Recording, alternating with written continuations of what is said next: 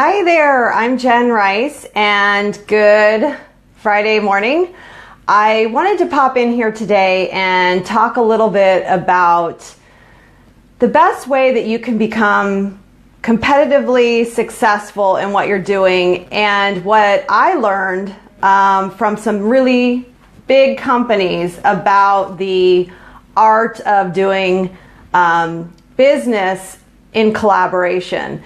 So there's this great Harvard Business Review article that talks about the art of alliances and how many companies focus on making these sort of partnerships, alliances with people that other businesses, obviously, that they're not financially connected to in any way, but together they're much stronger.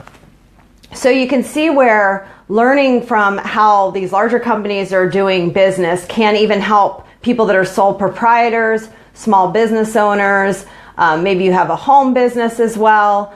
Taking these key principles will really serve you well, I believe.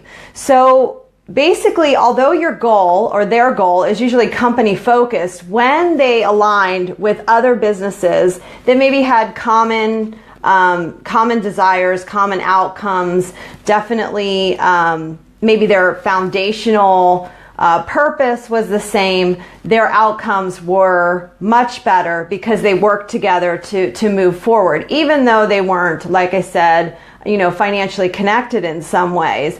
And then there's a Fast Company magazine article that I was reading about basically partnerships and how people with different skills, when they come together, it's absolutely crucial to success when people come together.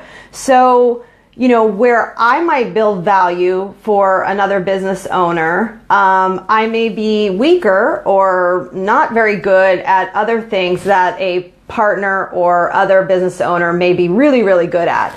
So although, again, we're not financially connected in some way, that is a very powerful combination when you're willing to collaborate and work with others to move towards your own individual desired outcomes, right?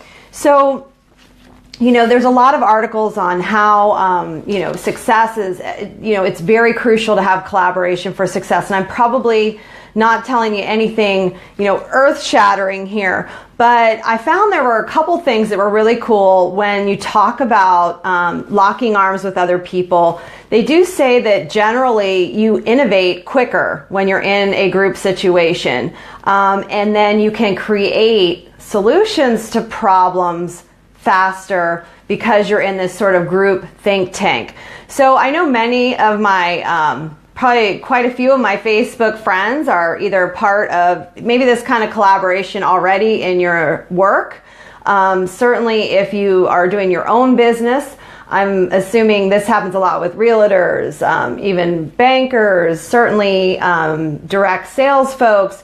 You're relying on other people to help lift you to where you would like to be, and using their skills alongside your skills can make a partnership that, although doesn't have a them to you to them financial outcome, together you raise each other's outcomes, right? So this brings me to an awesome book, The Go-Giver, which I've talked about this before, and actually I was really blown away by a post that a friend of mine did. She's actually in financial planning, and she's not a business partner of mine. And actually, I don't think she's a product user or anything like that. We're just dear friends from a long time. And she wrote a great piece on the Go-Giver earlier this week. Diane, thank you so much for that. It was amazing to be cited as someone who is a go-giver, because I think that that's absolutely above any financial gains. That's exactly how I want to be and what I'd like to surround myself with. So, basically what does that mean? That you're going to put out things without any expected result, right? So let's say, someone wants to team up with you, do some kind of event, maybe even, collaborate with you to do something. And you're not really sure if there's really a financial point to it for you. I think helping someone, is always great. And I realize we only have a certain amount of time in the day, so you can't always be there for everyone. But if you always err on the side of not like what you're going to come out the other side with, but the actual experience of it, I think that can be super powerful for you. And when I began, especially with my home business, and definitely with my clinical practice, there can be no expectations. Okay, you need to just give what you give, and know that there may not be an immediate outcome for it. So I wanted to talk about four things in particular that if you begin to give more without any expectation for outcome, saying yes to things, helping someone else who may need your help, you're gonna find that number one, networking. So, if you're someone that has burned bridges, or maybe you've even done this in the past, and if it's been from a selfish position, it's not too late to go back and kind of correct that. And certainly going forward, we can, put our best foot out in front of us, meaning that helping someone else. And they talk about this in the Go Giver book, where Joe is so reluctant because he's so used to doing transactions that's, immediate money based back in his pocket. Oh, well, doesn't serve me at the moment, so why would I do it?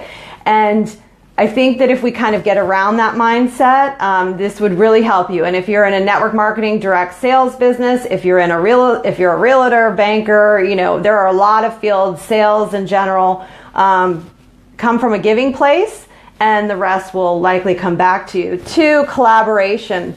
So every day I talk with two other women who do the same direct sales business as I do, but we're not financially connected in any way. But we lift each other in that I believe that we are better at what we do because we lock arms with each other and help one another with our businesses, kind of our mindset, our thought process.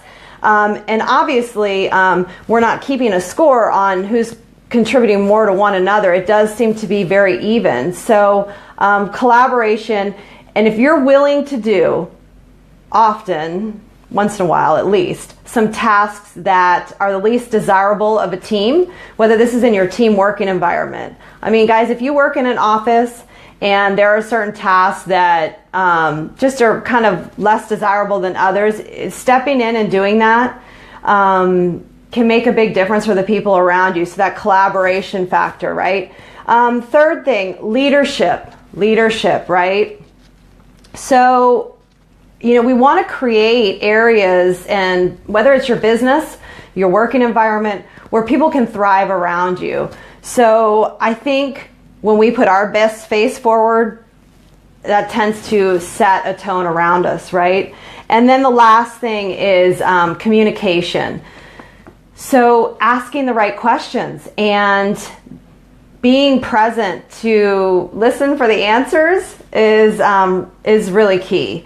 So I hope that you've found that in order to be very successful in anything we do, aligning ourselves with others is key. Collaboration, of course, and lean into people around you, and don't always look for the immediate outcome of something you might want to get involved in.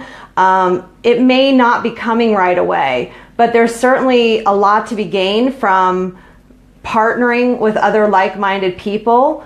And like I said, the large companies have told us and shown us that this has been a big advantage for them. So why wouldn't it be helpful for us on a entrepreneur level or a sole proprietorship level to kind of adopt the same principles? So I hope that you guys found some value in this video. If you did, please give me some likes. Definitely share with me if you have read the Go Giver book. I think it's amazing. I'm actually considering for September doing a Go-Giver project, because I just think the book is crucial to all people who are really business owners. And I think you don't even necessarily have to be in business to get a great deal from the book of how to come from a place of giving in order to allow sort of almost the universe or whatever it is that your beliefs are to circle around for you as well. So if you guys have read the book, I'd love to hear from you. I know Diane has. And I hope that you guys have a great Friday. Thanks so much for listening. Hey, I'm over on Jenn Rice International also. That's my business page. If you'd like to go over there and like my business page, I'm going to be having my website up and going with some great content over there, similar to kind of what we're talking about today. And I just appreciate you listening. Have a great Friday. Take care, you guys.